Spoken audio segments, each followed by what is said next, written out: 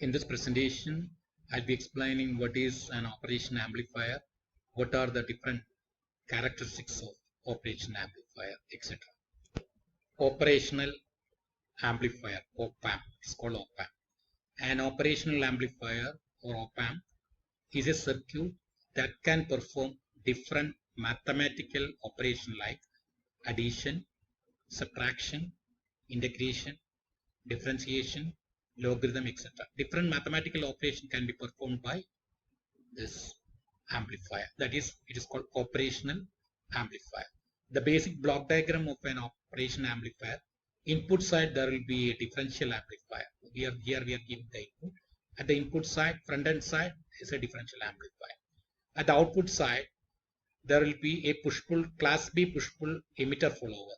That is the output side. In between this one, there are different stages will be there. Different stages of amplifier having different gains. Therefore, more stages can be included. Therefore, this is the basic block diagram of a operational amplifier. Therefore, one important block is the differential amplifier at the input side. An op-amp is a multi-stage amplifier, and there are three stages. One is called the differential amplifier at the input side. Second, there will be a high gain common emitter amplifier. Therefore, a high gain common emitter amplifier will be you can have a number of stages, they can be connected in series. And at the output side, there will be output stage, there will be a class B push-pull emitter follower. It's a class B push-pull emitter follower. Therefore, this is the basic block diagram of an operation amplifier. The key electronic circuit in an operation amplifier is the differential amplifier. The most important one is the differential amplifier, which is at the input of operational amplifier op-amp circuit. Continuing the operation amplifier basic characteristics, the point to be noted is that the input stage of op-amp is a differential amplifier and the output stage is a class B push-pull emitter follower. That's the first point. Second point is that internal stages of operation amplifiers are direct coupled and there is no coupling capacitors are used to connect to different stages, or direct coupling, that is because of using a direct coupling between the different stages of the operation amplifier to amplify both, that can amplify both DC and AC signal. It can easily be amplified. If you are not using a coupling capacitor, it can use to amplify both AC as well as DC signal. Therefore, the different stages of the amplifier, the amplifications, that is done by direct coupling. Then third point is that operation amplifier op-amp has very high input impedance. Ideally for an op-amp, infinite input impedance and very low output impedance. Ideally the output impedance is 0. And because of this high input impedance, the effect of high input impedance is that amplifier will draw very small current, that is ideally 0 from the input source. From the input source, the current is ideally 0 because input impedance is very large. That is the one effect of high input impedance. Second, output impedance is very low. Ideally, it is 0. The effect of very low output impedance is that amplifier provides a constant output voltage independent of the current drawn. From the output stage, whatever the current drawn from the output stage, output voltage will be constant because the output impedance is very low. Output impedance is very low. Ideally, it is equal to 0. And the fourth point to be noted is that an operation amplifier has a very high, that is ideally infinity open loop voltage gain. Is very important point. Op-amp has a infinite open loop voltage gain. And fifth point is that bandwidth is infinity. That is, it can amplify from DC signal into very large frequency signal. For bandwidth is infinite. The sixth point is that common mode rejection ratio, CMRR, we'll be seeing later what is that. The common mode rejection ratio of an operation amplifier is infinity. That is the sixth point of an operation amplifier. Continuing the important point of four characteristics of operation amplifier, the seventh point is that zero offset. Zero offset means that as there are two inputs point, one we call it as non-inverting terminal, other terminal we call it as inverting terminal for an op-amp, and the output is V0 is the output. if this input, if non-inverting terminal is same as the inverting terminal, ideally output should be equal to 0. That is, if V plus, that is the terminal, the voltage at the plus the V plus non-inverting terminal equal to the voltage at the inverting terminal, if both are same, output voltage should be equal to 0. This is a ideal characteristics of a operation amplifier. That's called zero offset. That is called if V plus equal to V minus, V out equal to 0. Now coming to the block diagram, as we have seen here, the most important thing is the differential amplifier at the input side. Differential amplifier. What do you mean by a differential amplifier?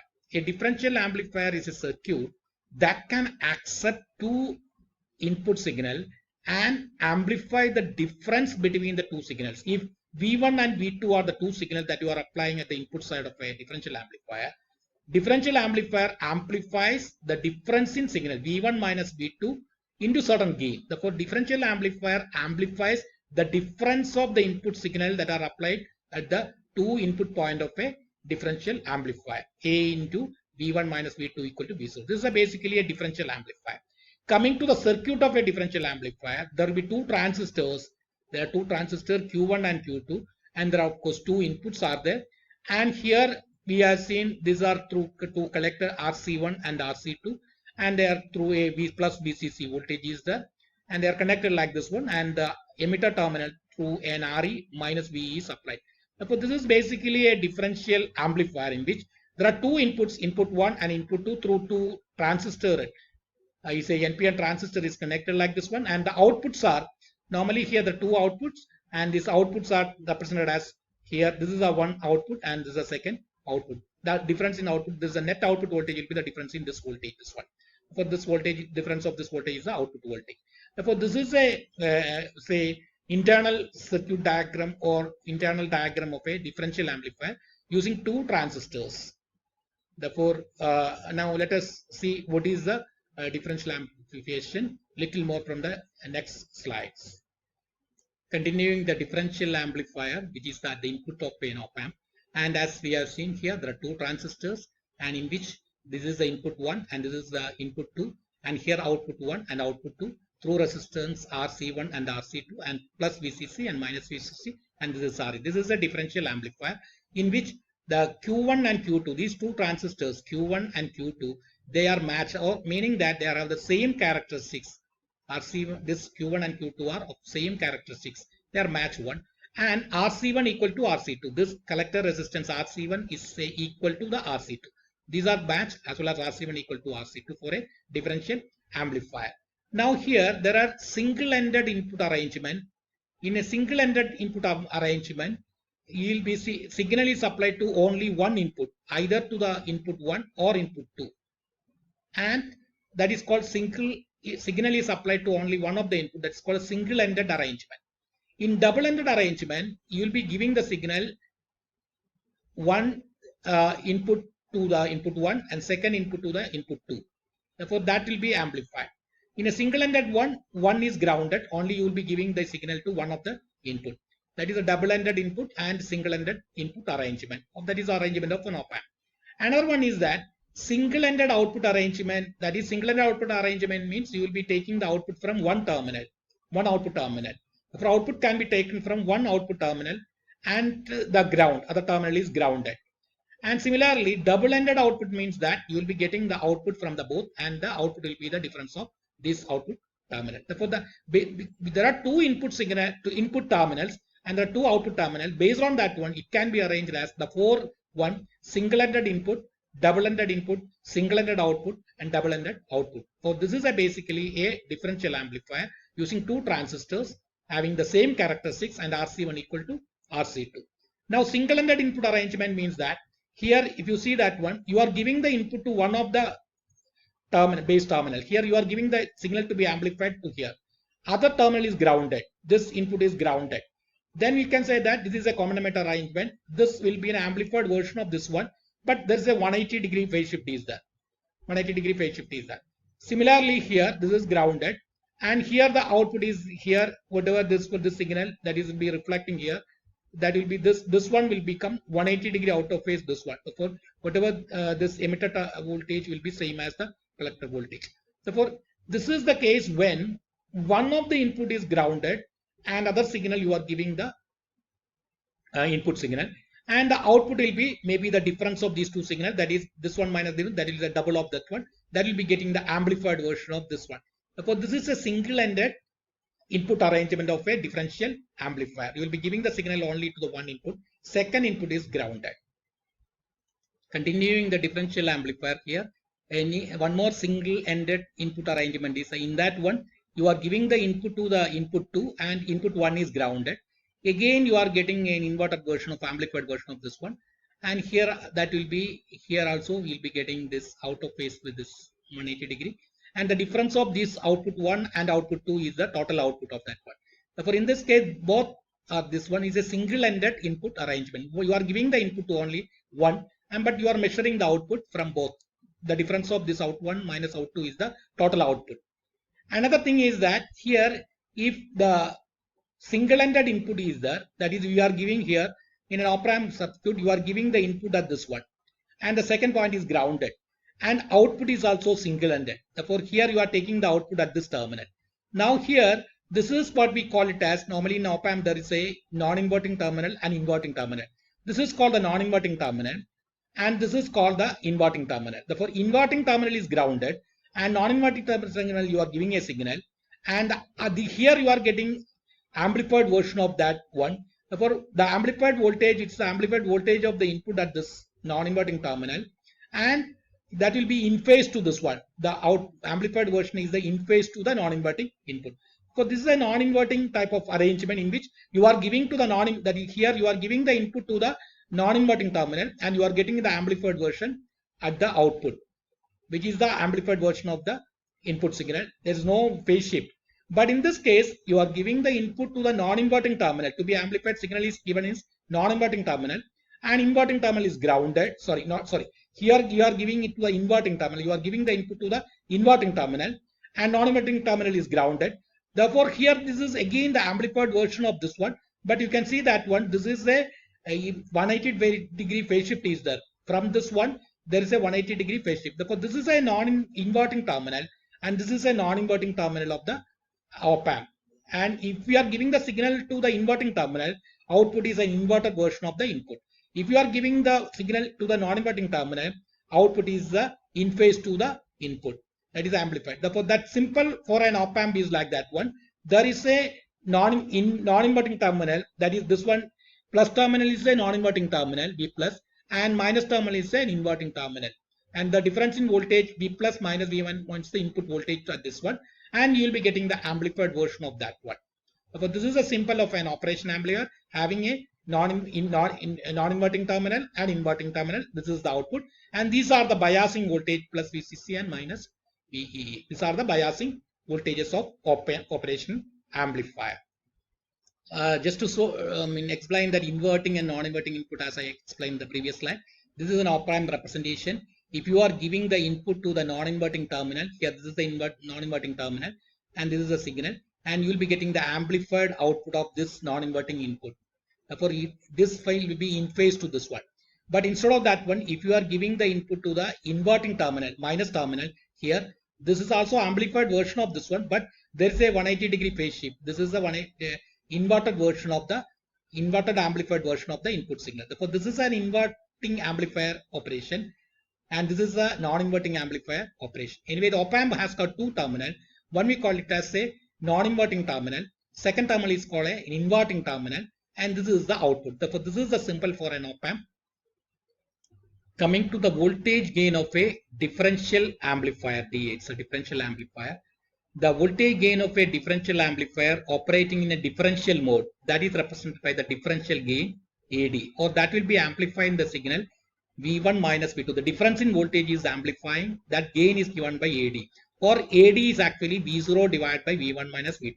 V0 is the output and V1 minus V2 is the difference in input. That gain we call it as differential mode of gain, AD. And the common mode gain, that is AC, is called the voltage gain of the differential amplifier operating in a common mode, that is that will be amplifying the common mode signal, means V1 plus V2 divided by 2. The average value of the input voltage, that is V1 plus V2 divided by 2 is called common mode signal. and how much it is amplifying, that gain we call it as AC, common mode gain, which is nothing but V0 divided by V1 plus V2 divided by 2. This is the AC, that is common mode gain, and this is the differential gain. Normally in a differential amplifier, AD will be very large compared to the common mode signal. That will be amplifying the difference in signal.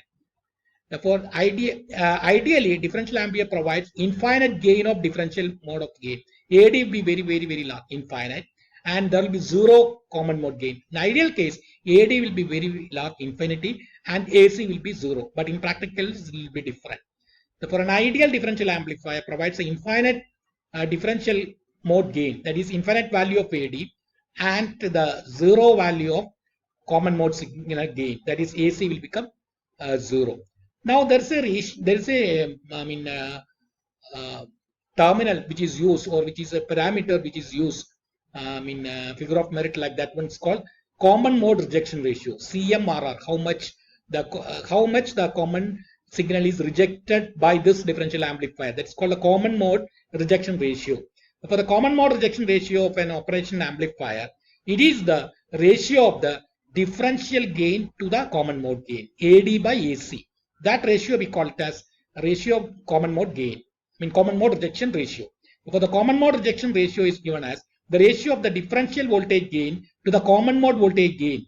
That is called the common mode rejection ratio, CMRR, equal to AD by AC. But normally common mode rejection ratio is expressed in decibel. Therefore, we will be taking in a 20 log form. Therefore, 20 log AD by AC.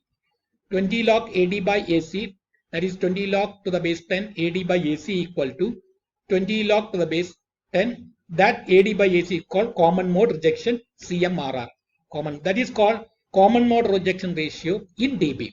For the common mode rejection ratio in dB equal to 20 log AD by AC, or that is equal to, normally as an example, if the common mode rejection ratio equal to 10 to the power of say 7, then common mode rejection ratio in dB CM equal to, we can get it as, it is equal to 20 log to the base 10 to the power of 7, or that is, till we get it is equal to 140 dB. For 140 dB is the normally that in manual, it will be specification sheet, it will be specified as like this one. 140 dB is the common mode rejection ratio, meaning that AD by AC is equal to that gain ratio equal to 10 to the power of 7. That is the 10 to the power of 7 is the AD by common mode rejection ratio equal to 10 to the power of 7. In dB, it is equal to 140 dB. Therefore, common mode rejection ratio is the ratio of the differential gain to the common mode gain, AD by AC, where differential input is equal to V1 minus V2 and common mode signal equal to V1 plus V2 divided by 2.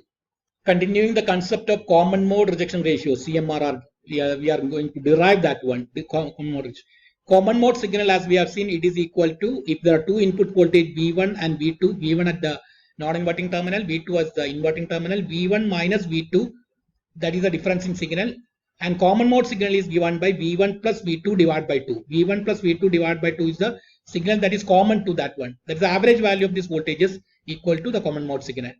And differential signal is given by V1 minus V2. That is the differential VD, and this is equal to VCM. Now the output voltage, that is based upon the, it is a superposition theorem. When here, if V1 is present, corresponding if gain of, and if V1 is present and V2 is grounded, gain of this amplifier, let it be A1. And similarly, when V2 is present and V1 is grounded, the gain of the amplifier equal to A2. Then when both V1 and V2 are present, the gain of the then the output voltage is given by A1 V1 plus A2 into V2, where A1 is the gain of the amplifier, A1 is the gain of the amplifier with input to 2 is grounded. This is grounded. You are giving the input to the plus terminal, and what is the output? That it is equal to A1 is the gain of the amplifier, and under that condition. And A2 is the gain of this amplifier when V1 is grounded and V2 you are giving the signal. Therefore, when both inputs are present, the output voltage is given by A1 V1 plus A2 V2. This is based on the superposition theorem. Therefore, that is the third equation. From the first equation, you can see that one V1 plus V2 equal to 2 times VCM. V1 plus V2 equal to 2 plus VCM. Similarly, in this case, V1 minus V2 equal to VD. Therefore, the equation 1 and 2 will be converted as 4 and 5. And you can solve these two equations. One is V1 plus V2 equal to 2 VCM. Second, V1 minus V2 equal to VD. You can solve these two equations and you can calculate what is V1 and what is V2 in terms of VD as well as VCM, or it is equal to VCM plus VD by 2 V1 and V2 equal to VCM minus VD by 2. Equation 6 and 7 shows the voltage V1 and V2 in terms of VD. VD is the difference in voltage, that is equal to V1 minus V2, and VCM. VCM is the V1 plus V2 divided by the average value of this voltage. In terms of this VCM and VD, you are calculating what is V1 and what is V2. Then we'll be substituting this V1 and V2 in this equation, and then you will be deriving the equation for the output voltage. Continuing the common mode rejection ratio derivation, here we have derived what is V1, VCM plus VD by 2, and V2 equal to VCM minus VD by 2. We already derived that one. And as we have seen, output voltage V0 equal to A1 V1 plus A2 V2. Substituting this V1 and V2 in this equation, then we will be getting what is V0, that is A1 into this one VCM plus VD by 2 plus A2 into VCM minus VD by 2. You are substituting this one here and you are grouping that terms of VD as well as VCM. Then we'll be getting output voltage equal to A1 minus A2 divided by 2 VD plus A1 plus A2 into VCM. Or we can say that V0 equal to, this is the differential gain, A1 minus A2 divided by 2 is the differential gain, and A1 plus A2 is the common mode gain AC. Or where we can see that one differential gain AD equal to A1 minus A2 divided by 2. A1 minus A2, or that's called the differential gain, and AC is given by A1 plus A2, that's called the common mode gain. AC is given by A1 plus A2, that's called common mode gain. And the ratio of these two, one AD by AC, that we call it as common mode rejection ratio. For an ideal operation amplifier, common mode rejection ratio should be infinity.